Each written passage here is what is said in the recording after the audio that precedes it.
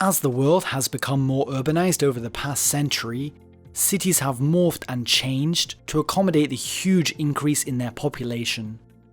But there are limits to how well a city is able to adapt. Because of this, almost all big cities today struggle in some way, whether that's moving people around the urban area, sanitation, or pollution. There are some cities though that are particularly notorious for having problems so big that they significantly impact the lives of many of their residents on a daily basis. Think Boston, which is the most congested city in the US, or Dhaka in Bangladesh with its crowded slums and poor drainage systems. There is one city though that tops all others, and that is Jakarta, the capital of Indonesia. It is a megacity of 10.7 million people and one of the world's largest cities. Jakarta is stymied by poorly designed systems unable to cope with the city's huge population, chronic underinvestment in infrastructure, and global warming. Jakarta's first problem, and perhaps its biggest, is water. Many of the city's poor residents are not connected to the piped water system, and that means that they rely on pumping their own water from underground. The city is built on top of giant aquifers. Over time, these illegal operations have dried up the aquifers, causing the ground to become unstable and buckle. This has quickened the pace at which the city is sinking, a process which is already happening naturally, and means that Jakarta is now the fastest sinking city in the world. Add in the frequent monsoon rains and it really is a recipe for disaster. Not only do people lose their businesses and homes to flooding, but many people die in these flash floods. Jakarta does have some flood defenses, but these need to be upgraded to keep pace with the weather changes brought about by global warming, and a lot of the systems that are proposed take many decades to complete due to political deadlock. This is the case with the Eastern Flood Canal, part of a larger project of canals to redirect the flow of Jakarta's rivers during heavy rainfall so that the water flows around the city rather than flooding it. The plans were finalized in 1973, but construction didn't begin until 2003 and the canal wasn't fully completed until 2010. Jakarta is one of the world's most crowded cities, and the city proper has a population density of 14,464 people per square kilometer, higher than Shanghai, New York, London, and Tokyo. Moving people around the city is a massive logistical challenge, and a lack of investment in transport infrastructure over many years means that Jakarta has a very underdeveloped public transit system for a city of its size. They have a light rail system, the KRL, which is very affordable and links many areas of the city together. The problem though is that the service is unreliable and trains are frequently late or cancelled. It is also extremely crowded during peak times, which can be a huge disincentive to using it, as people with any other means of transport would prefer that over being crammed together with other commuters. The inconsistency in this service mostly comes from the fact that the aging trains, which are actually retired Japanese trains, and the signals and tracks often have mechanical failures. Many of the commuter line routes share the same tracks as regular intercity and freight trains, and this reduces the frequency at which they can run. Over the past few years, the government has built a dedicated light rail system, the LRT, and a metro line. As it stands though, these are limited in scale, and the MRT has a daily ridership of around 93,000, whilst the LRT has had an average of just 4,300 passengers per day since it opened. Both of these systems have planned expansions with new lines to be added, but there have been delays. As Jakarta's residents have such poor access to public transport, and the options that do exist are far from adequate, just 25% of all journeys are taken by mass transit. The other 75% are taken by private vehicle, either car or motorcycle, and this puts a lot of strain on the city's roads.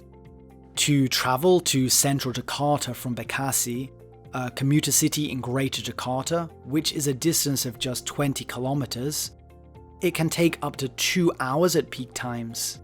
The government has introduced some systems for reducing traffic, such as car-free days in some areas of the city, and toll roads, and there has been some improvement in recent years.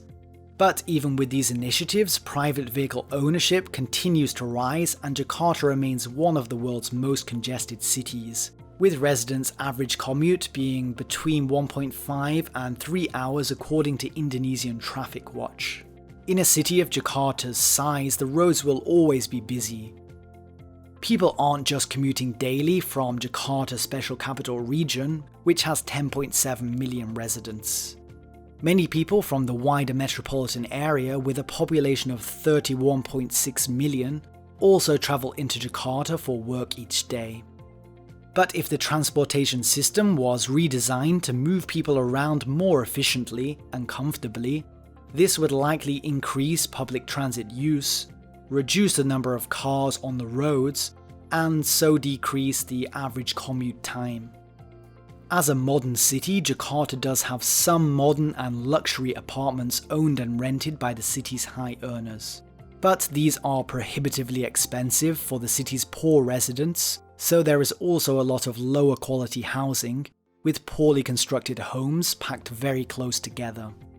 According to a joint study by the Indonesian government and the World Bank, around half of Jakarta is comprised of these slum neighborhoods. This obviously impacts the quality of life of the people who live in them, but it also has wider implications for the city as a whole. A common practice in poor areas is for houses to be built right up to the riverbanks, as space is at a premium. Not only has the construction of these homes eroded the riverbanks, but these whole neighborhoods are built over what are the natural floodplains for the river. So whenever the monsoon rains are strongest and the river swells, it is these neighborhoods that are hit first and suffer the most destruction. That Jakarta is not currently fit for purpose is a view that has been endorsed by the Indonesian government, and they plan to build a new capital in the region of East Kalimantan. Even though under these plans Jakarta would remain the country's economic capital whilst the new city would be the political capital, they are still very controversial. A poll taken in 2019 showed that 68.1% of people in Sulawesi agree with the plan to move the capital, whilst in Jakarta an overwhelming 95.7% of people are against it. That's not so surprising, as Jakartans fear an outflow of investment from the city as companies seek to invest in the new capital. Instead, they would prefer it if the government invested in improving Jakarta's infrastructure. Jakarta is one of many cities around the world that face significant challenges posed by lack of infrastructure and the looming effects of global warming. But a lack of proper initiative over the past few decades to redesign Jakarta for the future has left it in a particularly precarious situation, with significant problems that need to be addressed to improve the quality of life for its residents. Despite its setbacks, Jakarta is the most productive area of Indonesia. The per capita GDP is $19,000, much higher than some other regions of Indonesia such as East Nusa Tenggara and Maluku, which are $1,386 and $1,815 respectively. Many people move to Jakarta from all over Indonesia with dreams of building a new, more prosperous life. Its residents manage to overcome the daily challenges of living in an overcrowded metropolis, and businesses large and small flourish here. For sure though, with such high levels of inequality, those living close to the poverty line bear the brunt of these struggles. Whatever happens with the plans for a new Indonesian capital, one thing is certain, that for Jakarta to continue as a regional economic centre, it needs significant infrastructure improvements. If these are properly implemented, then not only will this safeguard residents from the devastation of frequent floods and inconvenience of being stuck in traffic every day, but it will also protect the city's economic growth moving into the future. Thank you for watching. If you enjoyed this video, please give it a like. For similar content, hit the subscribe button, and we will see you next time.